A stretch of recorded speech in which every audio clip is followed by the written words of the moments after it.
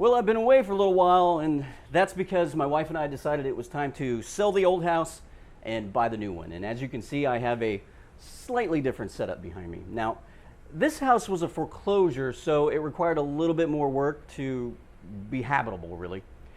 But one of the first things that my wife and I decided that we wanted to do here was get the garden beds up and running.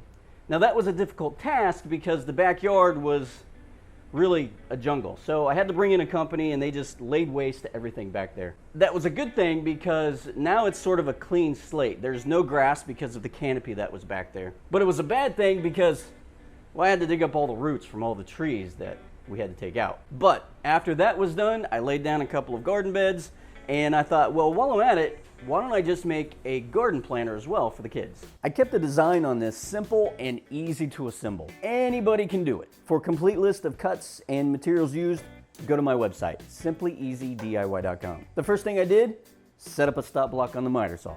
I'm making mine out of cedar, but you are the boss of your shop. Make it out of anything you want. Cut all the side and bottom slats.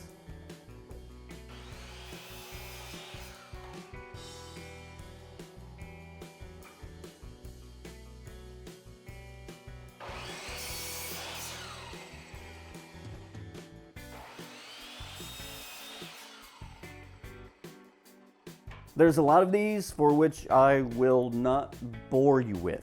So on we go. I'm going to lay my sides out.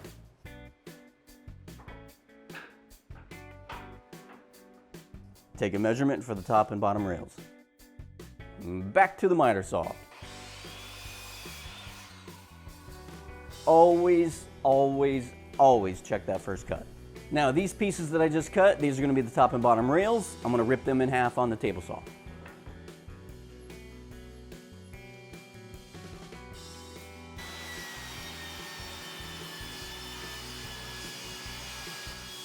All right, so let's assemble the sides. Lay the rails down on the work surface, then the side pieces. Mark 1.5 inches in from the sides.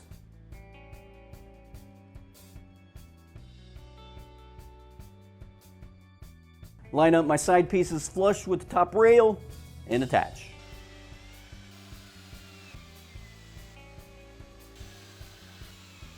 Mark 3/4 inch from the bottom of the bottom rail and again attach. Just FYI, I happen to be using 1 1/4 inch screws for this.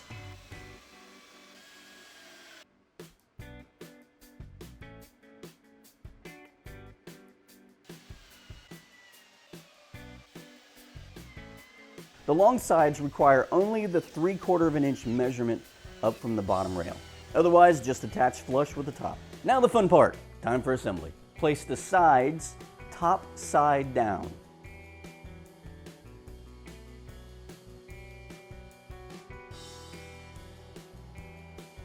And then attach with 2-inch screws.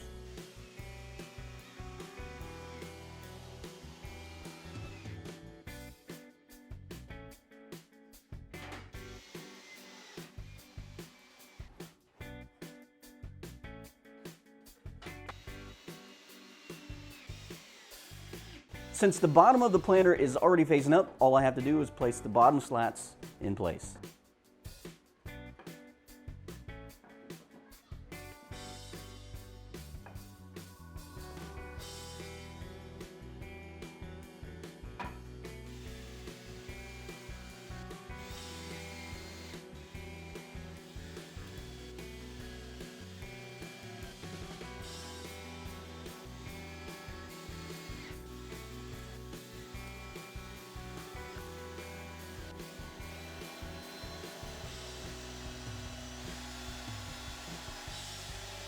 After drilling a few drainage holes, it's time to play in the dirt.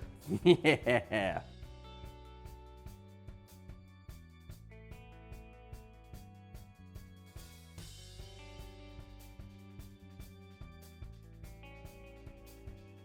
SimplyEasyDIY.com for more information, along with alternative design ideas. Until then.